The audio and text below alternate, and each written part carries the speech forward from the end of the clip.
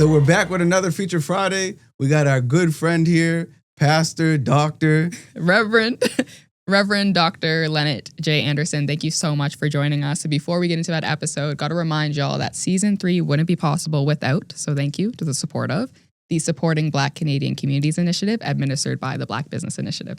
Shout out to BBI. Mm-hmm. Perfect. So without further ado, feel free to introduce yourself. It's a pleasure having you here. For y'all that don't know him, you should know him. And yeah, just feel free to introduce yourself and tell us a little bit more about you. Listen, I'm absolutely, man, listen, my heart is racing right now. Like, this is so awesome. I'm so proud of you guys and what you're doing, Thank you. what you're representing, and for creating platforms like this. So for those that don't know me, Lennett J. Anderson, I hail from the community of Upper Hammonds Plains. I am 8th generation African Nova Scotian and just proud to represent. It's in our veins, you know. It was my great-great-great-grandfather, William Brown, that bought the land in Africville. You know what I'm saying? I'm just saying, for the record. And a lot of the families from Upper Hammonds Plains moved. It was Granddaddy that told the Mantleys to come in, the Howes to come in, the Browns, the Jones. Yeah, so I was always told that Africville was oldest. I'm supposed to be introducing myself. Oh, you're good. This is part of it. No, it's good. It's good. History is part of it. History is funny. This guy's all over the place. No, do it. Your history is who you are. Yeah, it is. So That's it's new who to I us. am. And so to go and to take my kids down in July and just be on that sacred ground, it still means so much that we make sure the legacy and the spirit lives on. Yes, and I know you know what I'm saying. Shout out to Africville. Yeah. Whoa. You know, Mom Sooks, Aunt Ruth. Yeah. I better stop. And so, I'm a kid from up the road. And so Upper Hammonds Plains is the community established or founded by Blacks, refugees, the War of 1812. That's really my mom's side. But on Dad's side, it would be the Black Loyalists, 1783 and the American Revolution and burning down the White House and, leaving Chesapeake Bay and arriving here. And so, and we're still here. That's the richness of our legacy and our story. Married to Casey Monroe Anderson, hailing from the beautiful islands of the Bahamas. We met while she was an international student at Acadia University. My version of the story is that she saw me on campus, I think we had someone else out here saying the same thing. They got different stories. Yeah, they always have stories. Yeah. So my version is she saw me and we were attending, and now we have 3 amazing children, Micah, Caleb, and Jordan. And we're just really proud. Yeah. So what were you studying? I was studying at Acadia. I was doing my graduate studies, my Master of Theology, my Master of Divinity degree at Acadia Divinity College. Casey was finishing her undergrad. She did 3 years in science, biology, biochem, and then in her 3rd year became an English major. But don't tell us all her Don't stuff. tell her We gotta your get her story. on here too. Yeah. I'll let her speak for herself. And hear her side of the story. Yeah. Note, make a note. Yeah, what were you studying? He said. And so, my first degree was from Dalhousie in Sciences Politiques, political science there at Dal, and that was my whole military time that they were paying for me to big go study to here. school. So you were in the military too? Yes, sir. 20 years. Let's rewind back. 20 years. Let's take you back to like elementary, the early days, let's go back to the earliest days you can remember, and then fast forward us. When that Give us a consciousness summary. hit. Yeah. Yo, I love your energy. Oh my goodness. This is so good. Listen. UHP all day. I am so proud because this is a community that raises everybody. Like you had auntie, uncle, cousin, everyone had a title, Mr., Mrs. You had to put a handle on it. We didn't call anyone by their first names. We don't, I still don't know a lot of people first names because it was, it was just respect. Yeah. But the church was paramount. I was raised in a real strong Christian home. So going to church was not an option. We were voluntold that church was 11, 3, and 7. 3 times on the Sunday you fell asleep at church, you woke up, you're still at church. Yeah. And so that was the foundation. when I think about my spiritual mentors, even my godparents were the Reverend Dr. Renford Bryant and his wife Helen, and then the Reverend Dr. Joseph C. Mack at Kamala Street at the time, and his wife, godmother Ollie Mack. And so those are spiritual giants for me. So seeing the church, seeing faith in action. It wasn't just some story you read, and it wasn't some humdrum. There was spirit. There was music. Godfather Mack was from Tennessee. So when he mounted the pulpit, there was this Tennessee voice. He sang with a cadence. Then the pastor of my childhood was Calvin Simons. And Calvin just had this way about him, curly hair to the side. He was the man, boy. We saw his car. He had his initials on his car. And like, I didn't see anything like that before. That was so American to me. Yeah. And, but they modeled to me what it was for the church to be in community, where they mounted pulpits, but their advocacy spilled into community. And I saw Dr. Oliver. You're talking about the OGs. This is my Rolodex of the OGs, Reverend W.P. Oliver, and just the impact in community. We had Black United Front because of this man. We have the Black Cultural Center because of this man. We just see his fingerprint all over this province. Wow. And I think that's a legacy that we don't celebrate enough. When the fight for education in the evening, our tutoring programs, that's all on his watch, right? Oh, wow. And fighting for subdivisions in Beachville and lights in the community. So he was from which community specifically? He's in Oliver, so he resided in Lucasville, although he was born in Wolfville, the only Black family in Wolfville. Wow. His brother, his baby brother, was Senator Donald Oliver, the first Black senator from Nova Scotia. And so that's a prominent Scotian family that we don't big up enough. Yeah, big ups. Yeah. Big ups. Yeah. So again, back to Hammonds Plains, that's the foundation. Church was more than a spiritual home. It was literally my home. Mom sang in the choir. Mom went into labor on a Sunday morning, November the 16th. Bang, water everywhere. There we go. There we go. On a Sunday. On a Sunday, Papa. Wow. Yeah, that's how we do. Well, I mean, I was born on a Sunday too. Okay. I couldn't even. Not in the church? Not in the church, no. You were born right in the church? Papa. Oh, wow. Listening? Okay. Wow. I'm hearing you now. I'm getting what you, I picked it up. I picked it up now. That's crazy. Wow. Yeah. So to come back home, because I was in Victoria Road as a youth pastor or assistant to Reverend Mutali when I got the call that that's not how we do here. You go from the pew to the pulpit. Emmanuel had a history of calling their own to be the pastor, but I was serving in Dartmouth, and they said, we put too much time into your Sunday school, too much time into your youth group for you to be in Dartmouth. You need to come home and serve us, and pay your dues. And how so old were you at this time? I was 23. Oh, wow. Okay. And so it was 19... 23, and you had how many degrees by then? Listen.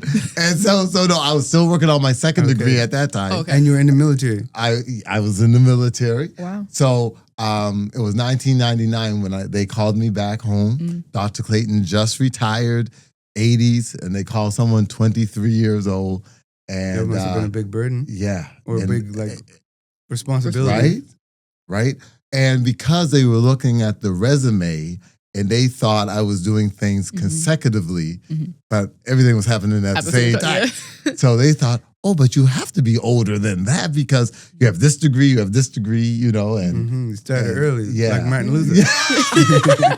Well, everybody said, but y'all were here when I was born, so I don't know why you have amnesia. You know, but they lest we forget, and so it was going home to your home church where people knew you as Little Lenny, and I was fearful and intimidated because the Bible says you're not without honor except at home.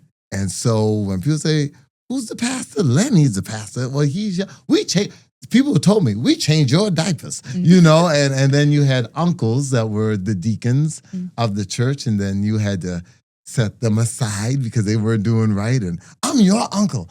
I know who you are, but you're no longer my deacon. Bye. You know? Oh, wow. See you, bye. So it wasn't, these grays came naturally. Yeah. But it's been an amazing journey. I'm in my 27th year now at the church. Wow. And just to see where we were from 99 to 2026, to see the membership of 35 people then, to last membership Sunday, we have 42 nationalities represented. Oh, wow. Right on the Park Walk Road, a dead end street. Wow. It's the Lord's doing. Like, I can't believe the diversity, the representation, the unity in an African Nova Scotian community. So what was your first memory of the inspiration of wanting to become a pastor? Do you remember? Because it's like you were young, you're 23, becoming a pastor. I know a lot of pastors that don't become pastors or ain't really on that path until they're in their 30s. It's often a second career for many of us. Yes. My godfather gave me an opportunity, Joseph C. Mack at Conwalla Street, now New Horizons. But I was 9 years old, and Susie Gangu then, Susie Hansen, right? I just had her on here. In the choir, everybody in the choir. Melinda Day was directing, and I was 9, and I preached my first sermon. I remember going to the pulpit, and no one could see me. I was so short. Right? So Godfather ran into his office, got his footstool. I mounted the pulpit, and then I preached about Noah and the flood, that it's evil, and the people are evil, and it's about to rain.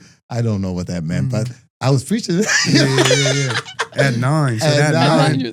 That gave you, that was the earliest memory. That's the earliest memory. Did you know, like, okay, this is my purpose? Well, the mothers of the church, you a little pastor, you know, and Godfather pulled me aside and he said, don't you go into ministry because people put you in ministry. Because the same that say hallelujah can say crucify him. Yeah. You know? So he said, make sure God is calling you. But it was always, I tried to run. That's why I ran into the military.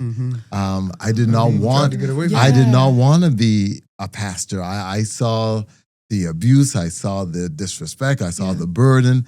I didn't want to put my children through that, the disappointment of never being there or always being called away, you know. And like being there for others, and then your kids be like, oh, well, you're there for them. What about me? And then having a hate for the church or, you know, and it's a struggle, and I didn't always get it right because I remember having date nights and then the phone ring that the family's being called and just looking at your wife and she said, go, I understand, you know, and then how many basketball games do you miss? And, you know, so it's a real, but God has given us a grace to sustain us as a family, and they've been so supportive. Yeah, because you think about it, you probably got through those times, and then now it's maybe more relaxed, maybe more experienced. You're able to like do the things that you used to do. Relax? Yeah, he came in here stressed. Who are you talking to? No, but not even more relaxed. Maybe you're more experienced, so you know how to deal with this stuff. So how important was it to have a wife that was supportive in that manner? Listen, it's a make or break. Ride and die, right? If she did not have the patience or the tolerance to keep our unit together, we would not be together. The military said the military will make strong marriages stronger and weak marriages weaker. And I say that about ministry. The stress is real. Many people, they see the Sunday morning, they see the glamour, the lights. They don't understand the weight of burying people my age, burying people younger than myself, gun violence. You know, it's just my own trauma. Even this week, I asked one of my colleagues at Acadia, I said, I need to talk to someone. Can you refer me to a counselor? Because it's unresolved grief. You just go from burying.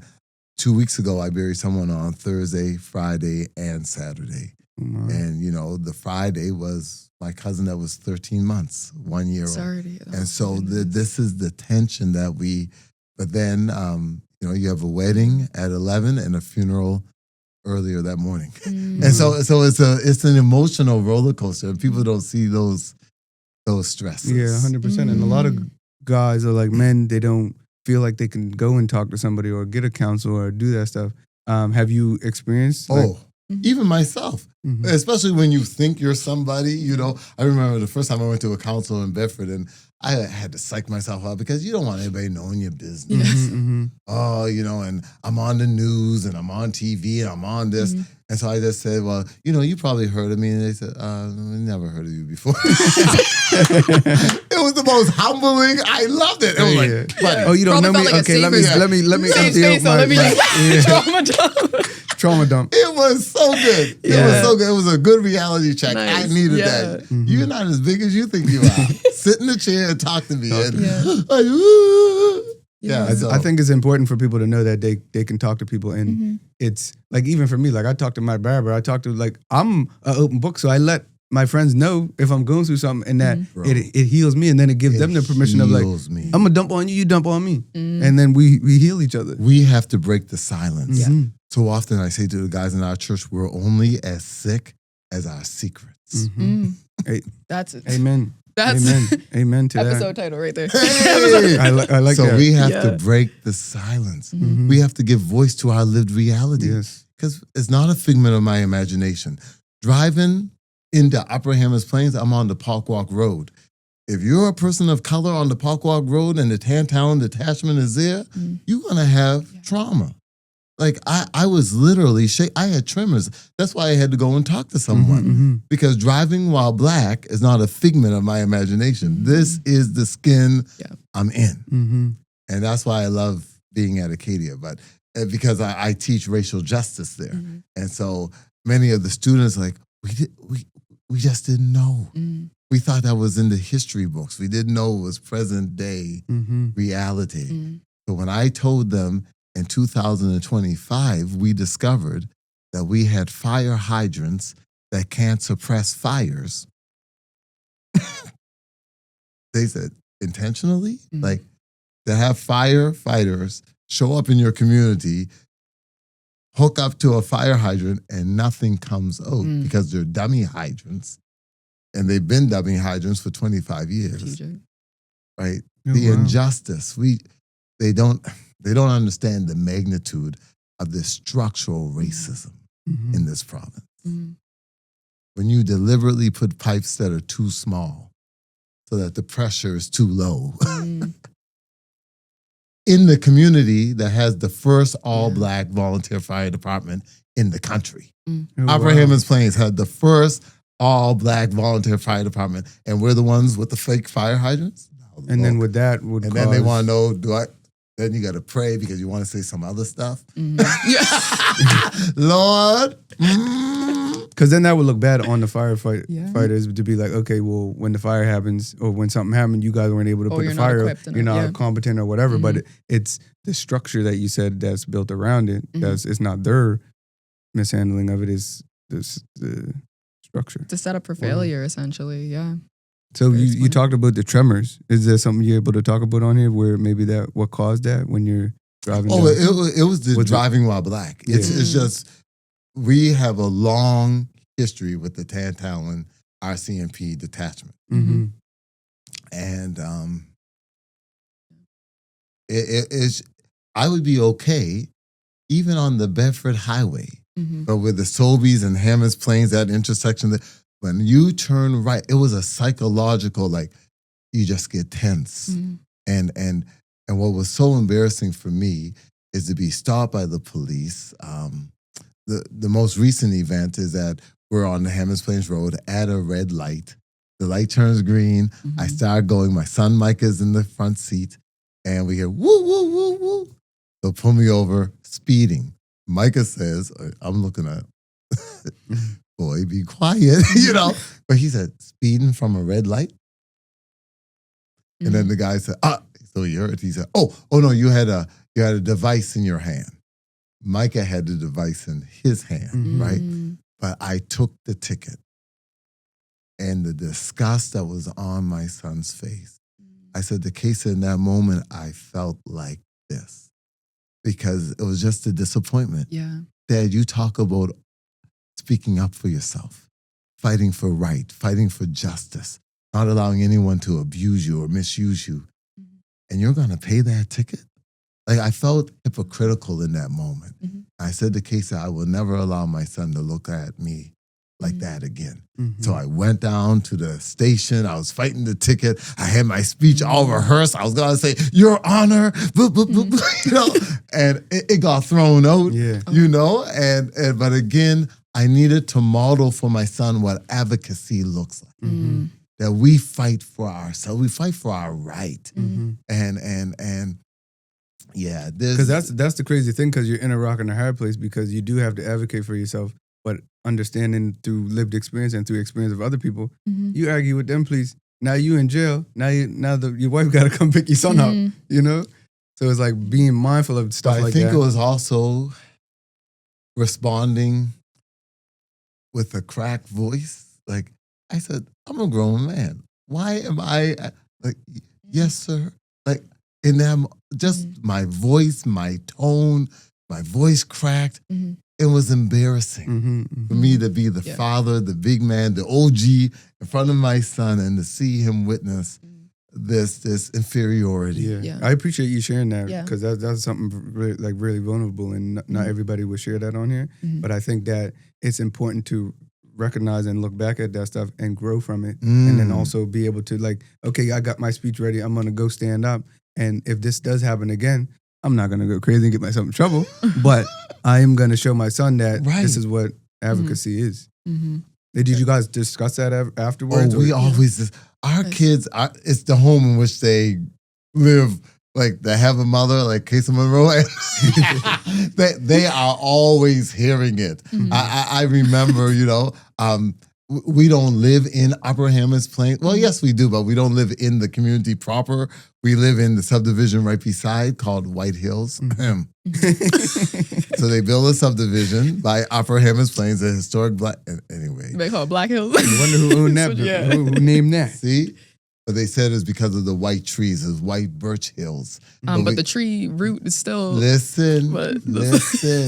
And so they wanted to call it the Hammonds Plains Educational Center. We had to fight for the name of the school, because you're not going to build a school in our backyard and not honor Madeline Simons. That was the first black school teacher to graduate from Teachers College in Truro, right? She was the principal in our community. Her father, Calvin Simons, remember I said American? Like she taught so many of our pastors how to read, how to write. Like this is, that's another name that we don't celebrate enough. I think I put her on the very first Black History shirt that I did. Thank you. It's good. Thank you. And so they heard, so they're coming from their school, and they're on the school bus, and the bus driver won't let them off the bus, Caleb and Jordan, because don't y'all live in Pawquak? As if people our color can't live on this street. Caleb said, my house is right there. Oh. The kid's on the bus. He plays with us. He's our neighbor. Let him off the bus. What are you doing? But this is in recent times. So I go to the school, but the principal wants to know, is Mrs. Anderson coming? Because, you know, it's good cop, bad cop. I'm always the good cop. Hey. That's my version of the story. That's, you know, I'll let her speak for herself. Yep. That's wild. But so they are raised in this home where we talk about owning your space and realizing that you're entitled to be in any room. You know, most recently there's the class action lawsuit that's happening with the Canadian Armed Forces.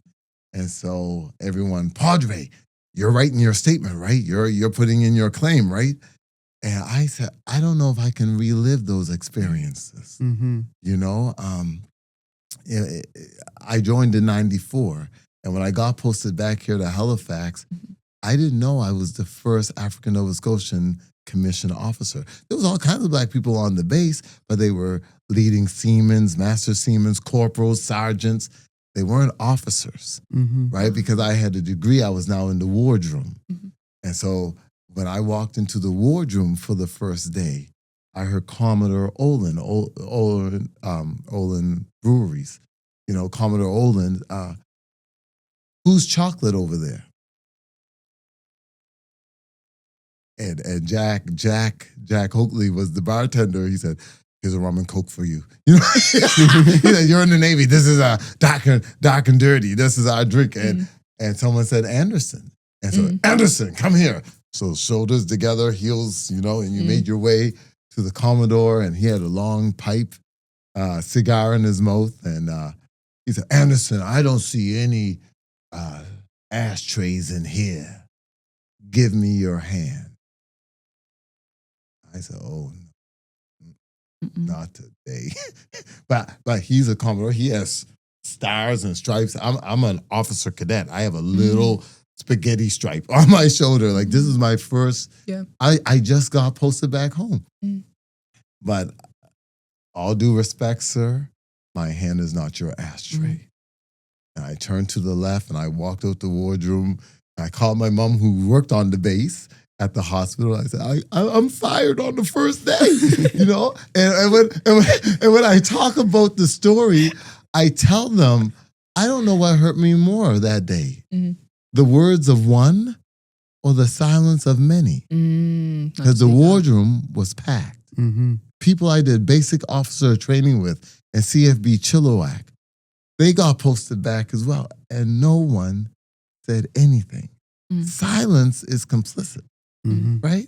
And so I know I'm talking a lot about it, but Dietrich Bonhoeffer said, silence in the face of evil is evil itself. Not to speak is to speak. Not to act is to act. And so I'm writing this story. I'm telling my kids, when I went to basic training and in Chilliwack and for basic officer training, and because I had to have a dermatologist because my skin and my hair wouldn't come out and all ingrown hair and shaving. I look like said someone. That's an issue with black men in the military across North America. Listen, we don't have hair like yours. You know what? All curl up. I can't even get no hair. So thank God the doctor gave me a military chit, to grow my beard, right? Okay. So I've had this beard since 1994. There you go. And once the hair is out, it's staying out. I'm not going through that hell no more. And so I went to the barber shop because you had to get your hair cut every week. That was the drill. And so, I just want to know, do you cut black hair? We cut brown, brunette, blonde, red. No, you don't understand. Texture. No, do you cut black hair? I'm talking about texture. Yeah. The response was, we don't cut nappy hair. Oh, wow. I said, well, where would you suggest I get my hair cut? You have to go to Vancouver, he said. Get a bus. So every Friday, I'm on a bus from Chilliwack, BC to Vancouver, BC, a 2.5-hour bus ride. But every weekend we did it, and I was the only black guy in the officer training, so everybody, the bus was packed. Everybody wanted to be your friend, and so we were downtown in Chinatown. And living life. I won't say too much, Mom may watch it. Wasn't always the pastor, right? Yeah, for sure. But was this pre-Kessa? Yes. Don't ask too many questions. I just get an idea. so then... So after basic training, I get posted back here, and it's rah, rah, rah. Welcome to Halifax. You're on the best naval base in the country. No place like Nova Scotia, Novelli, Carlson. You're just feeling so proud to be here. And then he said, but when you leave work at 1,500 hours a day, do not turn left. Very bad people. They didn't know I was Scotian. Because our communities, wow. But what's left of CFB Halifax? Uniac Square. Oh, wow. Yeah. One officer said, but I live on Victoria Road. I was told to cross the bridge here on North Street. Go to Newbridge, he said. If I wasn't in the room, I wouldn't believe this. That's crazy. And this is why I'm saying to my kids, when people talk about systemic or structural, that is embedded into our very institutions, I'm talking about the base commander saying this. People that would have experience and know better. Yeah. Wow. It's disappointing. Yeah. Real disappointing. So I did 20 years. God save the queen. 20 years hard labor. 20 years hard labor. And that's why to receive the ROTP scholarship, the regular officer training program, where they paid. I didn't go to military college. Koalas just closed. Royal Roads just closed in BC, so everyone had to go to our RMC in Kingston, Ontario. There wasn't enough space, so they said, Anderson, you get to go to CiviU. So I went to Dalhousie University, and so I don't have the military ring, but listen, I didn't have to wear the uniform. I didn't have to live away. I got paid the same amount of money, bling, bling. Wow. And you also probably got to experience education with some peers, maybe? That's right. That's right. Dr. Barb Hamilton hit me. Oh, shout out. Shout out the peers that you studied with. Yeah. Well, Barb is older. Man got all the jokes. Black no crack, baby. Black no crack. Right? But she was in charge of the in the sub. We had our black room. I forget what it was, BSAC, maybe? Yeah. BSAC. Yeah, Shout out BSAC. I went to Dow too. Okay. She went to Dow too. Oh, we down. Shout out BSAC. Family. I'm not a alum, but I went to Dow. And I was at law school for 1 year. So You still alum. You still alum. I am alum.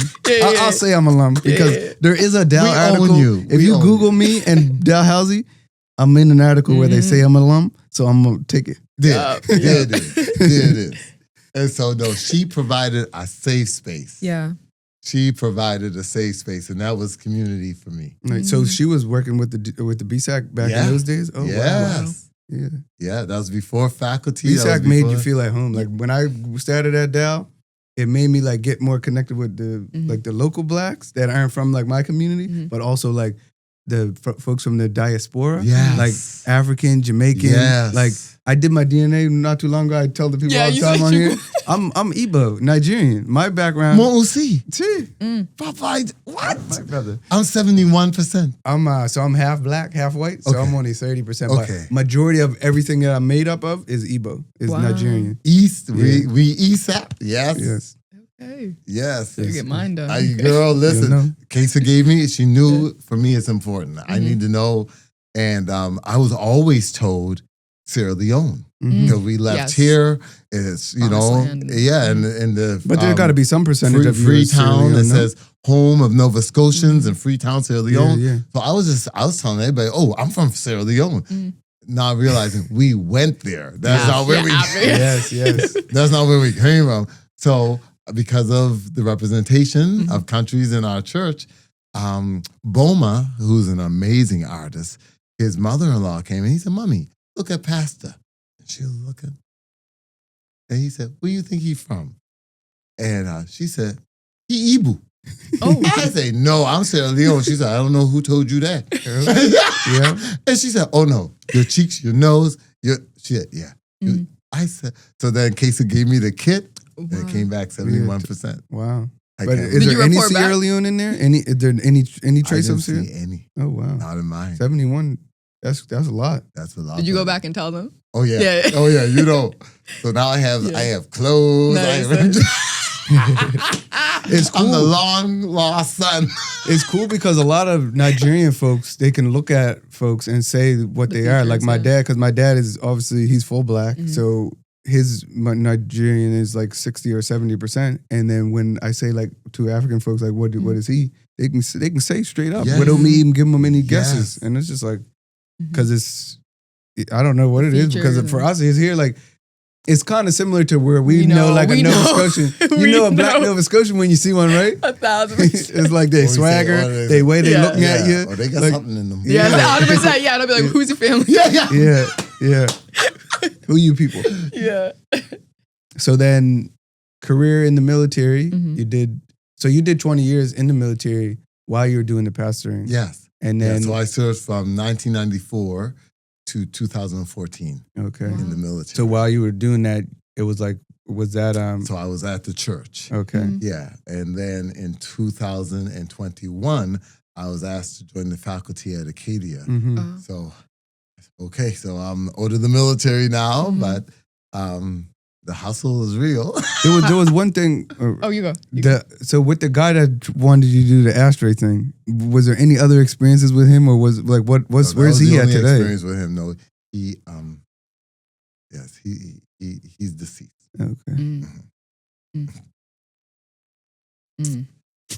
But there were there's other situations. Yeah, and at the same time, when I think about what they instilled in me. I think about the leader I am because of the experience that the military gave me. You know, I was, before I became a chaplain, I joined as a fin clerk. So that's why I was trying to do business at Dal before political science. And then I became a navigation officer. So at the helm, 10 a port wheel launcher, midships, sailing down to Bermuda, you know, and they really taught me structure, organizational structure, leadership formation, casting vision, you know, serving with integrity. It's just conflict management, resolution. And so there is a lot of benefits. It was. I don't regret any time.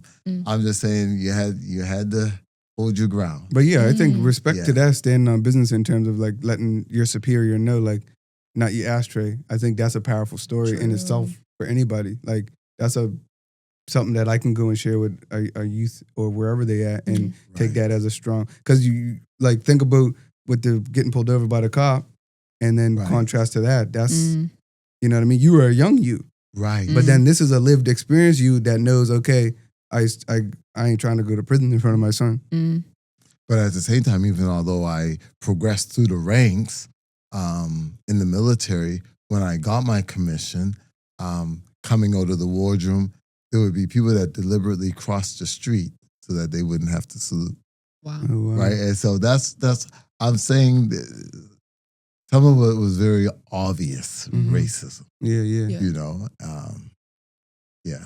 Wow. I guess to that point, my question would be like, when you got promoted to officer, how was that experience like being in that role as a Black man? Yeah.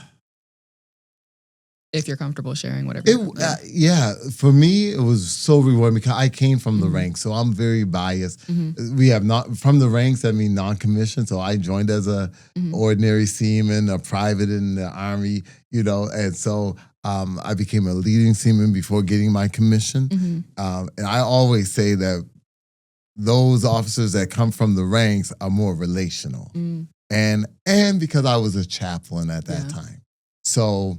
The military called you Padre. And so very few people came to you for religious reasons, although you're the chaplain. They really wanted a confidant. Many times I felt like I was a social worker wearing a cross on my uniform because very few people came to me about baptism or wedding but they wanted a trusted voice, a sounding board, a safe space. And because chaplains are not really in the chain of command, the naval tradition is that you're always the rank of the person you're speaking with and one above. So whether I was talking to a captain, then I was, you know, lieutenant commander or something like that. It was always, so it was very unique. But it was always being the first and being the only. That was the hard going away on courses. Going to Camp Borden in Ontario or Chilliwack or Esquimalt, you know, you didn't realize, I know we're only 2.8% of the population here in Nova Scotia, but we're still community and we see each other, but you get outside of Scotia and you're like, oh, wow, I'm the only one of me. Right. Here I am in Regina. Oh, wow. Here I am in Borden. So in the military experience, were you doing any pastoral duties? Yes. Yes. So that's when I became a chaplain. I became a chaplain in 2001 and served until 2014. So then your passions evolved. So for 23, and then when you're in the military. So in the military, at certain points, you weren't doing the pastoral stuff. No, that's right. But then all of that stuff converged. That's right. And then... And it was at the same time that I'm at the church. But at the church, you're the reverend, you're in the robe. And I loved the military because I was Reg Force full-time and I was reservist part-time. So it's just doing exercises in the field, doing rifle drill, sword drill on the range. Like, I'm a bad shooter. Don't play with him.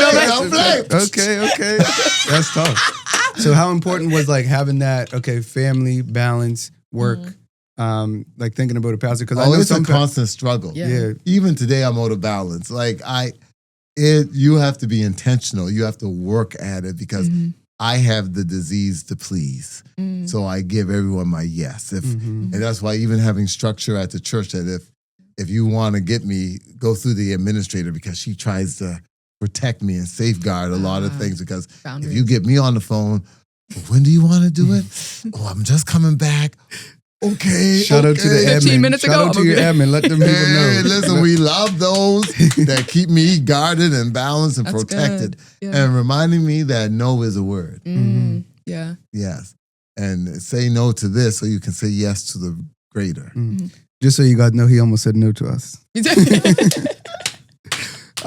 you want to talk about that experience? Because I'm a scripted speaker. Mm. Yes, I speak on many platforms, many countries, many audiences, but I'm a manuscript speaker. So I know my first word to the last word. This is nerve-wracking for me. You're doing great. I'm so nervous right You're now. doing amazing. Yeah, what? They wouldn't know because we wouldn't yeah, even you know. are doing Bro, amazing. no. Because growing up, I had a very severe speech impediment. I had a stammer. And so it was my grade 3. And when all the other kids were old for recess and lunch, I was in the resource room with a speech therapist trying to say, especially SP words, specific, spaghetti. It would be spitting everywhere, right? Right? And then one day she said, Lenny, when you rhyme, you don't stutter. And it's like something switched in my head. So when I sit down to write my sermon, I don't try to rhyme. It's just how it comes out. So I'm elated, excited, and delighted to be afforded this opportunity. So then I have a rhythm, and now, but I don't have no paper here, so I'm faking it till I make it, right? You would never guess. I wouldn't, So the crazy thing is, so when you were 9, that's around the time you were in grade 3. So there's around the time when you did that experience on the pulpit. Yes. So that's crazy. Like so, and that's what I'm saying. I have to believe. it was written by someone. I have to believe that every day of my life is written in his book. That he's the author of the story. That I'm really just by the left quick match. Yeah. Wow. Yeah. I'm so glad you mentioned that too, right? Because like the timeline as well. And one thing I had earlier as a question is what was going through your mind at 9 years old when you went up front to preach? Like what? Yeah, like from a. But I always felt so affirmed by the mothers and the church mothers just. And man, I especially going to Cornwallis Street, I left with more money than I listen. Because you just go and you shake everyone's hand. And this one gave you a quarter. This one gave you 50 cents. I left with $10. There you go. Wow, $10 back in your days, back in your 9-year-old days. Listen, I love those Miss Medley, Laura, Lisa. Those mothers, oh my God, and they always just little Lenny or little preacher, you know, Mr. Ted Kane up in North Preston. Oh, you from Hammonds Plains. Oh, the boy from Hammonds Plains. Here, take a pill, chill. I love. So you touched on the importance of how they poured into you. These, you know what I mean? How they kind of gave you that confidence, that push. How important is it to catch a young person young and pour into them and inspire them to be mentorship, yes, succession. Even now, as I said, I'm in my 27th year, but I'm thinking I need to start identifying who are you mentoring, because my bishop said you only have success with succession. You can't have success without succession. And so and they modeled that. Many of our youth got our, as I said, Susie, Danita, all of us, Ernie, that grew up in the church. That's where we got our first public speaking roles, our first praying, junior usher. You know, we were in training, really, you know, and the church was the place that gave you dignity. I remember my grandmother saying, no matter what I was called all week long, I was called Mrs. So-and-so.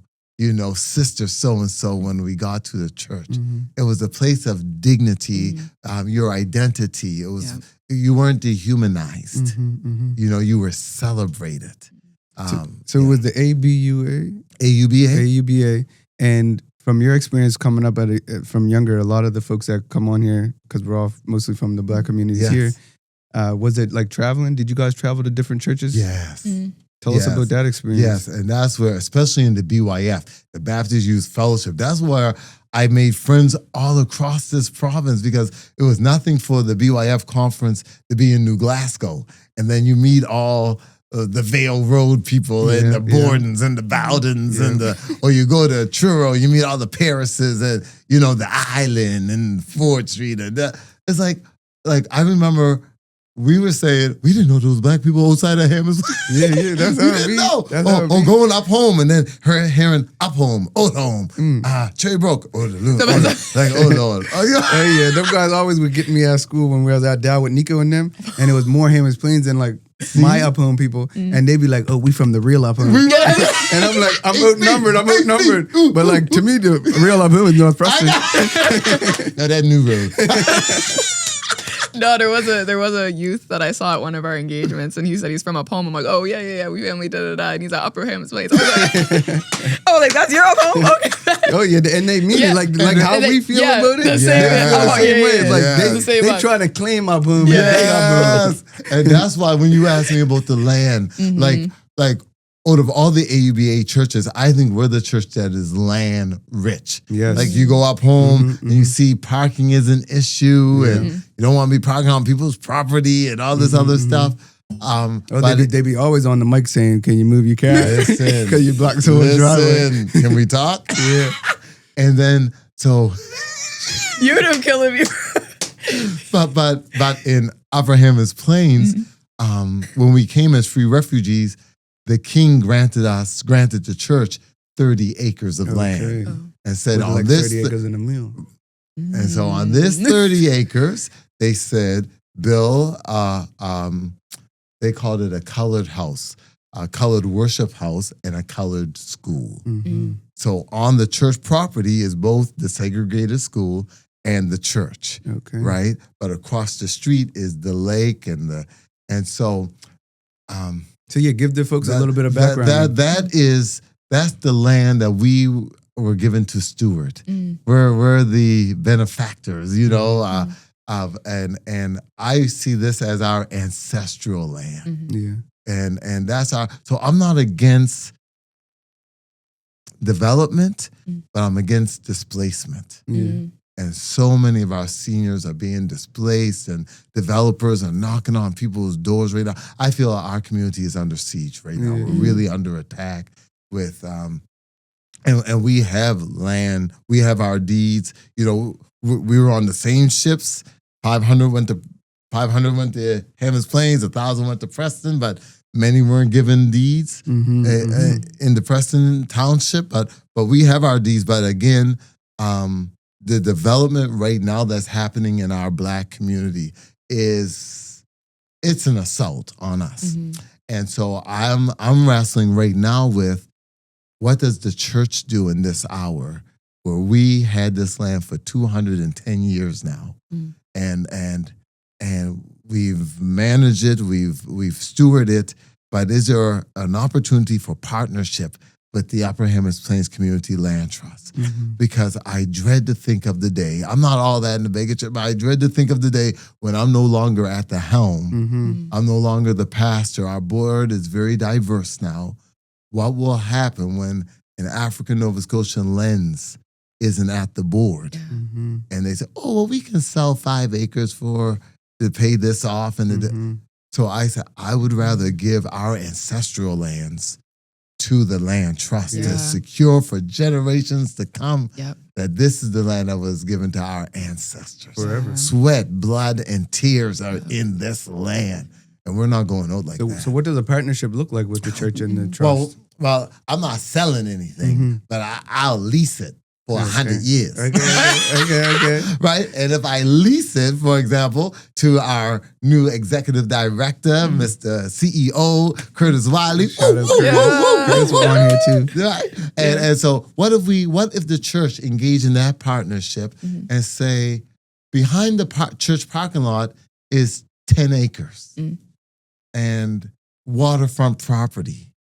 What if we envision senior housing on this land? What if we divide our land and give this portion to the land trust and lease it to them for 90 years and they build housing, low income housing, or whatever that the community desires. And with trails, we've already spoken dreams into this property. We want walking trails. It's an what is it called when the land shoots out into the water? It's not an island, it's a peninsula. So we have a big it's beautiful. Yeah. And that's where we used to do our baptisms.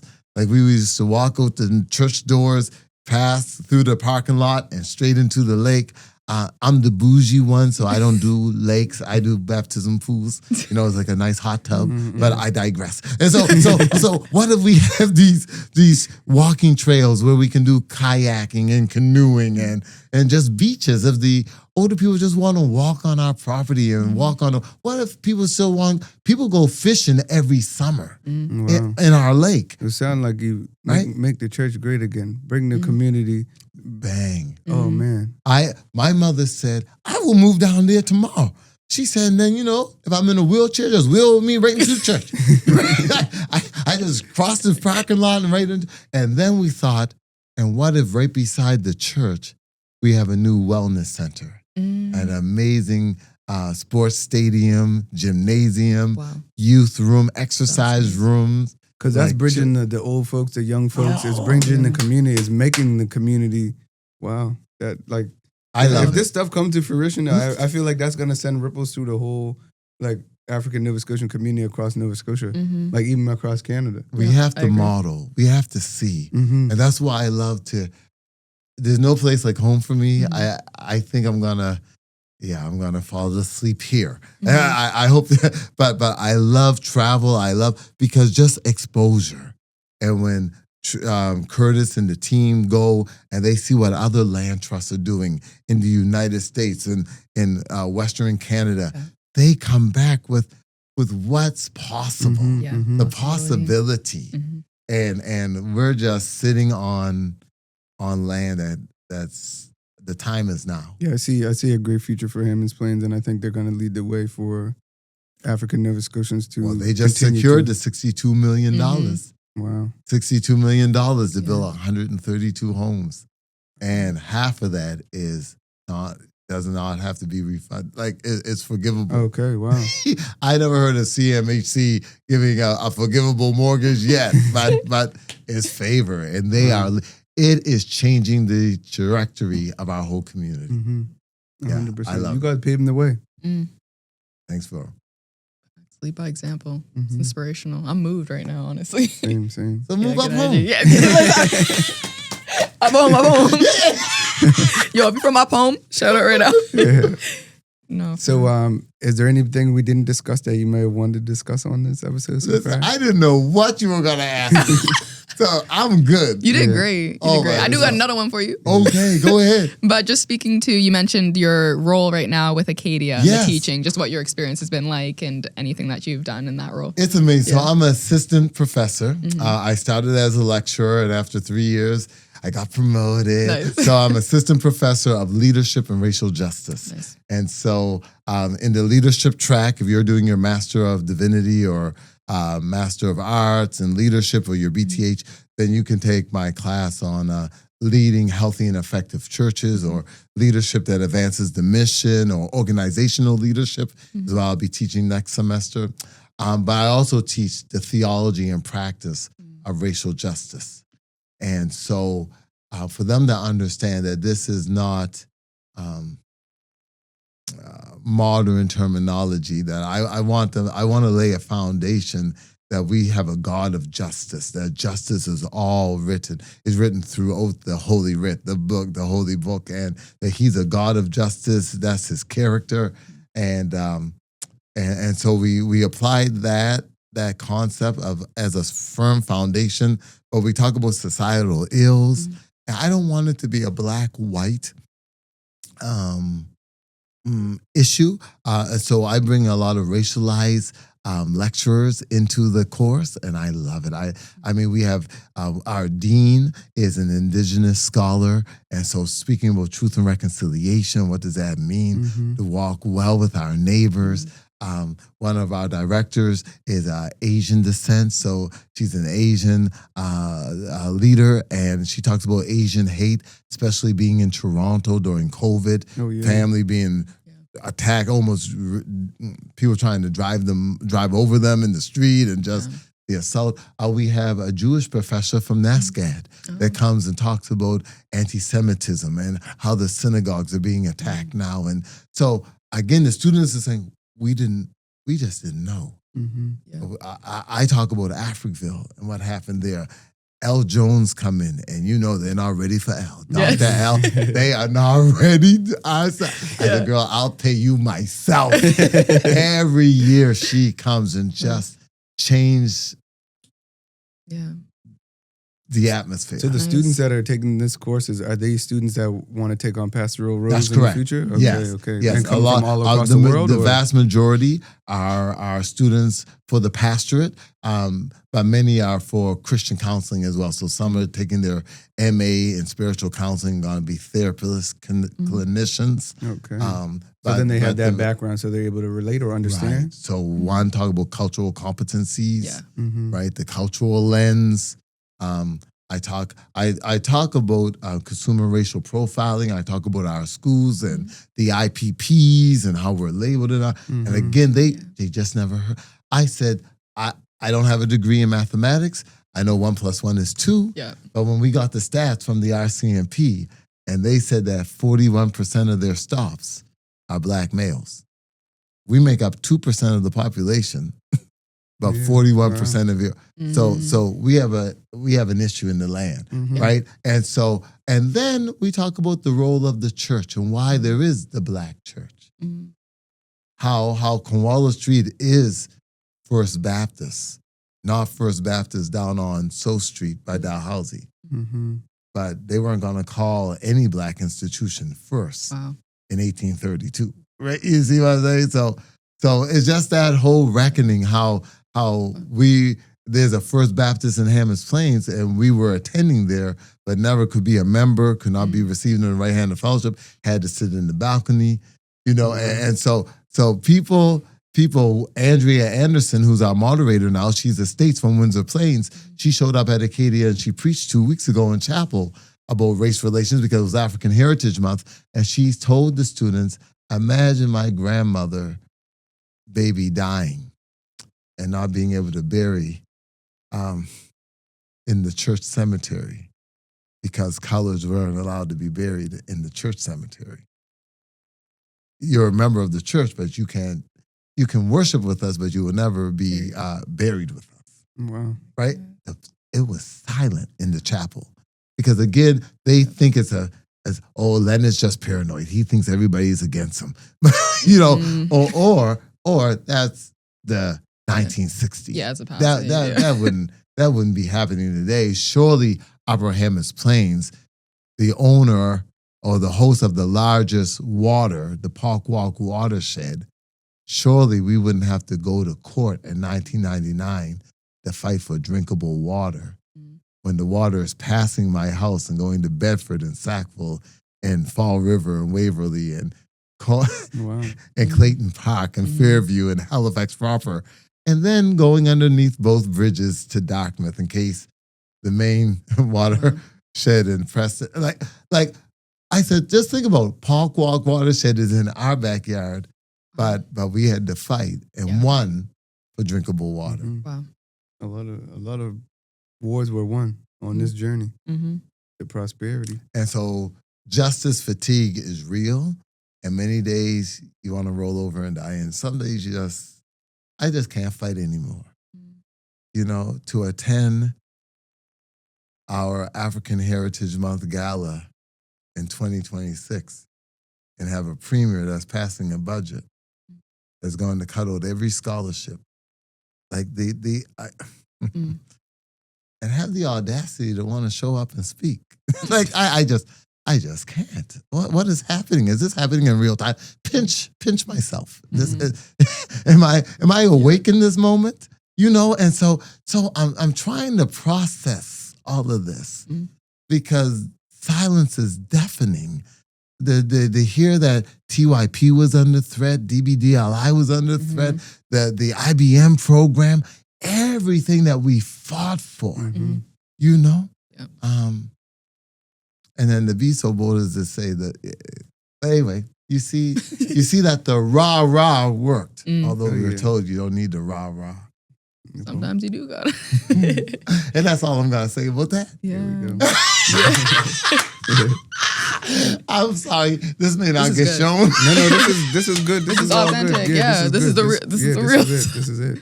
Yeah. You say you will never be back. No, you're good. We need a part two. We do. So thinking about the history of Hammonds Plains, your history, and thinking about the enlightening stuff that we're seeing unfold with Curtis Wiley and the land trust. Yes. Where do you see Hammonds Plains in the next, let's say, 40? Bro, I can't even. I can't begin to articulate the excitement. I think this is groundbreaking. Yeah, This 100%. is life-changing. They was groundbreaking, and it's gonna be groundbreaking because they just broke the ground. We just broke the ground. Yeah. We were there. It's historic. We're reclaiming our ancestral land, but we're changing a generation. Mm-hmm. I mean, not only are they doing housing and development, they're empowering. Micah was just a recipient of the first Upper Hammonds Plains Scholarship. They're now giving scholarships out to everyone from Upper Hammonds Plains that go to university, community college. Like, I mean, they said, oh, it's Thanksgiving. They're giving turkeys to every family and bags of groceries with all the vegetables in it. Like, they just bought a truck with a plow on it. We're plowing all the driveways. Wow. And I'm saying, what is this?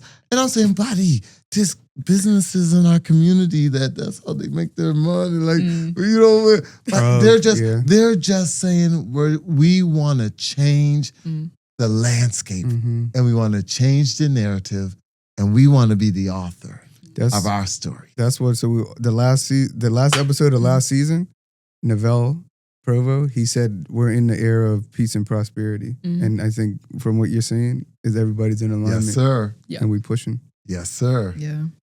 So do you want to? Yeah. Was there anything that we didn't discuss? Nope. Okay. Cool. So that brings us, good to go with the one word checkout. Yeah. Perfect. So that brings us to the end of the episode. But before we end, we always do a one word checkout. So it's typically one word, pun intended, one North End. Shout out one North End. Basically, we would do a one word that describes how you're feeling, how this episode made you feel, how this week made you feel, and why you chose that one word. Yeah. Inspired. Because you talked about future, and I think the best is yet to come. I agree.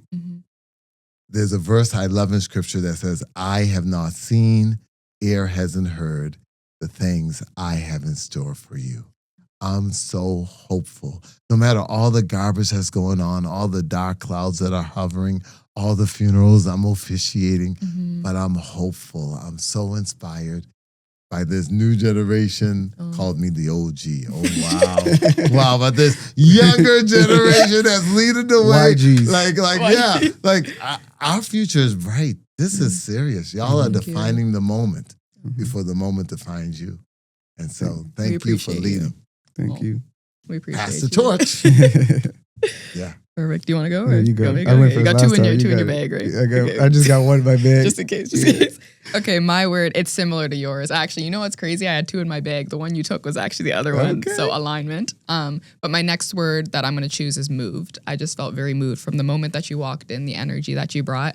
It was a long day. And when I came in, you were just radiant. I feel like that energy was put onto me, and I could probably speak for you as well. The whole conversation. Thank you so much for being vulnerable as well and sharing your experiences and stuff, because I was moved from that. And yeah, I just have high hopes, like you said. So for me, trust. Because like you were saying about with all the stuff going on in the world and all that stuff, I feel like it's so much uncertainty, but I feel like we just have to have trust and believe that things are going to work out. Things are going to go the way that, the best possible way that they can go. And I find with a lot of uncertainty, people don't really have trust in the future, or they don't believe that the future can be bright because of what other people may be experiencing across the world. But for us, you got to look to the bright side. You got to look to what is the good that's happening. And I feel like I say trust because trust for me allows certainty, and then certainty allows for me to see a brighter future. And I think that's what we have right now with Hammonds Plains, with what they're building. That's going to ripple to all of our communities, and I'm just going to trust the process. You want to do the conclusion? Yeah. So this was a great episode. We got to talk to Pastor Lennett. Oh, wait. How do you say Dr. Pastor? Reverend Doctor. Okay. Reverend Dr. Pastor. Keep that. Too many times. Reverend Lennett Anderson. There you go. Reverend Dr. Lennett Anderson. We came on here. He talked about his upbringing, his journey, his first time on the pulpit at 9, his military experience, experiencing racism, and focusing on the future and where he's at today with pastoring and looking for succession. So this is going to be super cool to see who's next up, you know? Because you're still a young man, so it might not be for a while, but... Oh, hey. don't say that.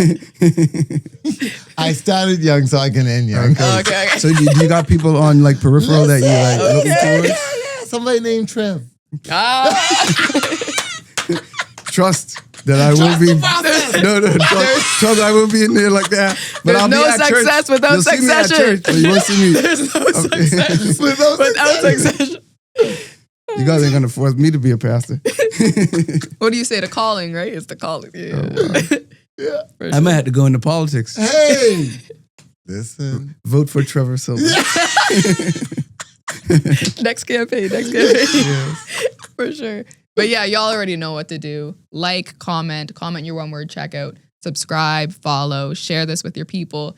And this was an amazing episode, honestly. I'm on a high horse right now. So y'all already know what to do, and we'll catch you at the next one. Yeah, shout out your braider too. You should Oh let yeah, the people shout know out that. Braids by Yumi. Braids by you. Come on. Wait. Come on. Y'all better get braided up. Braids by Yumi. Shout out to you. Thank you for keeping me fly. And we're going to see you guys at the next episode. Boom. Peace. So thank you for tuning in. Thank you for listening to our Feature Friday podcast. And just wanted to make sure that you guys are connected on all platforms. So wherever you're tuning in, maybe even leave us a 5-star review. If you're watching on YouTube, hit like and subscribe. And on our social medias as well, you can follow us at ANS Lab or at African Nova Scotian Youth Lab as well on Facebook, Instagram, Twitter. We got the whole mumble jumble. It'll be in our link tree in our bio. Don't forget to enter our contest that we have in each episode. And the way to enter that contest will be sprinkled throughout our episodes, so make sure that you're listening and paying attention. Each episode may be different, but comment below wherever you are. And if you don't use social media and you're one of those people, you can even reach out to us by email at anslab@onenorthend.com. The details are in the episode description. And last but not least, we want to make sure that we get you guys connected to our resource, our network of resources, the Grapevine newsletters. So to get subscribed, you can check the link in our bio and subscribe yourself. But if you're not that tech savvy, you can also email us at anslab@onenorthend.com and we can get you hooked up. We'll see you on the next episode. See you next month. Let's get it. Feature Friday. What's your favorite thing about Fridays? That's a good question. The features.